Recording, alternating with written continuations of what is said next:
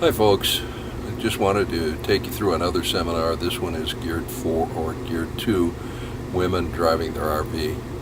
The emphasis is on you can and should drive your RV. Usually start out with a little survey to find out, just about how many women are actively driving right now. And then if you're not, how many would feel that it would be a good idea to know how to drive?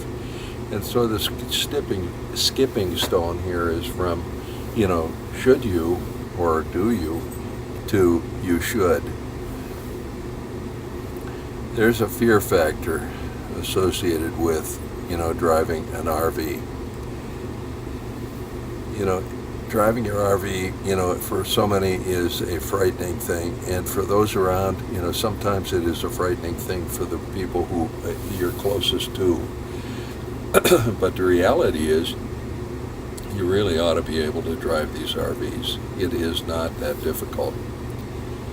I've emphasized in all my slides, in all my presentations, that this should be a time in our life where we are looking forward to, we've paid our dues, we're ready to enjoy life. The RV is just the vehicle to, again, achieve that goal. We want to enjoy, and therefore we travel the U.S. The fear, this seems to grip a lot of women. They look over the vehicle and they say, it's so tall, it's so wide. Sometimes it's very intimidating for them to look at it. And my only comment is, as you look at bridges and things like this, it kind of emphasizes that intimidation factor. It's so large, I hear it so often, I'm overwhelmed. And the dashboard, it is so frightening. Whenever I talk about the dashboard, though, I think of my own task in trying to master the washing machine. Is it a something that should go in cold water? Should it be in hot water? Should I, use a gentle cycle, or should I use the regular cycle? Should I, which are whites, and which ones get the detergent is high definition or high, whatever they call it, HD detergent to be used. So many things that you have as a woman mastered in terms of the mechanical. This thing, again, intimidates me every time I'm confronted with a washing machine.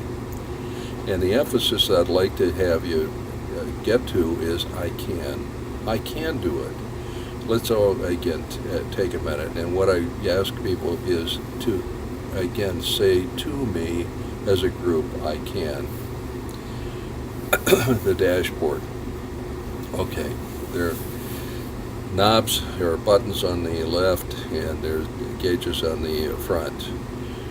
Some of the things, again, are very mysterious in their appearance. And the gauges on the front, are unlike a car where, they're just simple little things. There are things that, gauges that change position. This is a Bluebird RV, and the dash on that thing is even more complicated than many of the other vehicles you may have seen.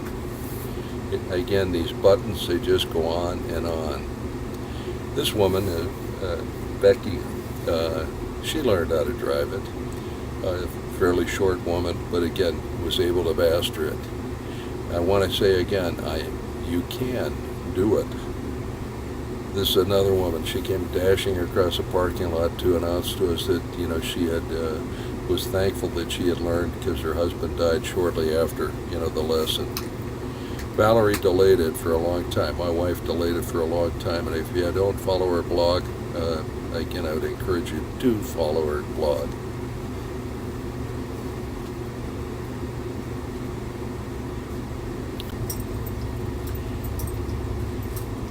So often I hear the word worry, and I worry. Well, it seems that this is part of your makeup as a woman. You do worry, and it is important that you do worry about your family.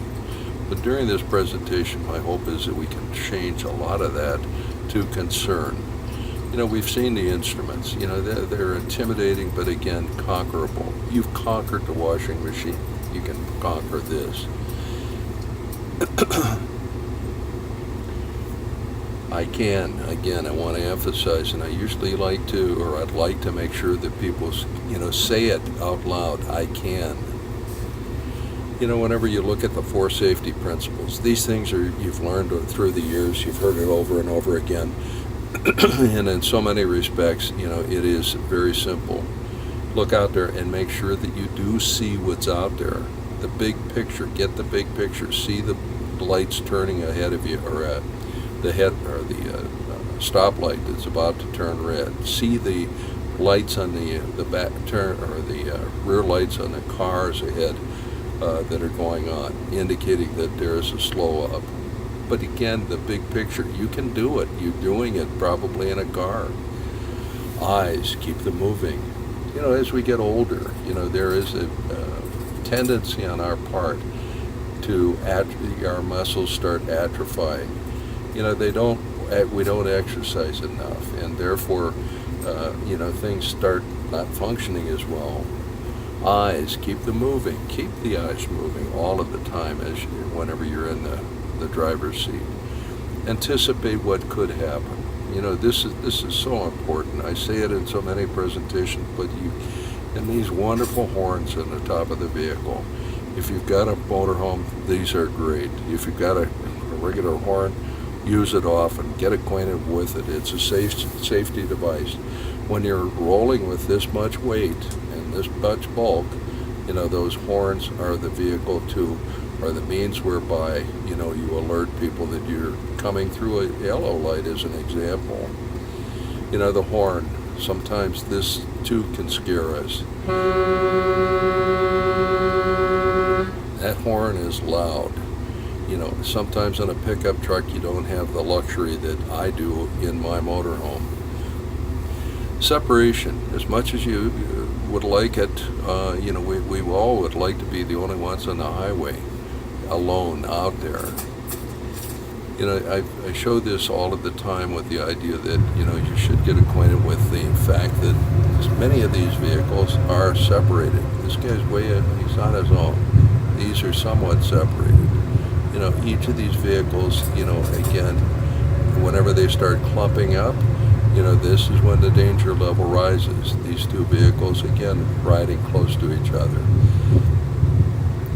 Semis, he's in the midst of a pass. I'm going to give him a little bit of leeway on that. But this car, he's really riding up close.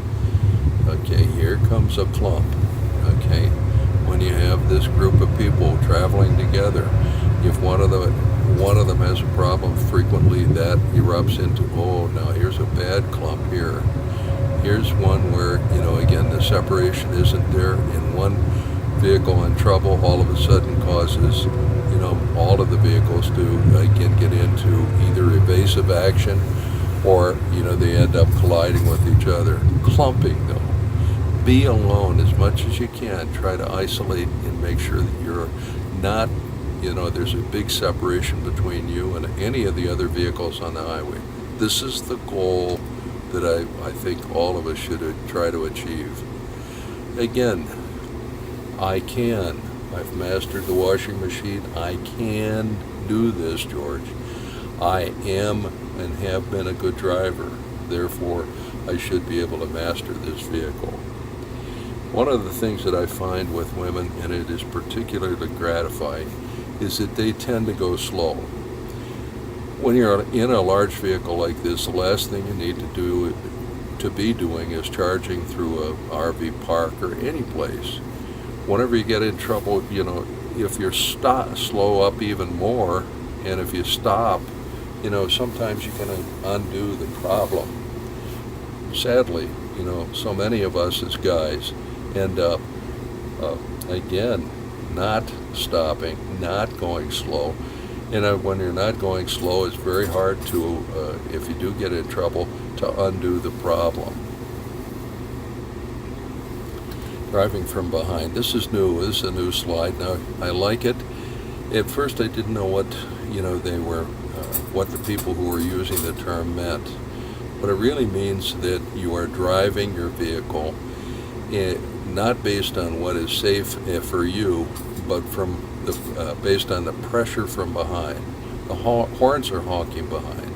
You know, the people are anxious. You're going slower than the rest of the traffic, therefore, and you start worrying about it. And you start doing things that are not good and not. The point is, your safety is paramount. And what you do whenever you're behind the wheel is based on what is safe for you, not based on what the people behind you are putting pressure on you to do. Height is something that, again, is sadly neglected. This slide, this presentation, again, is very sad. This guy is pulled into a bank teller area, and he was too tall.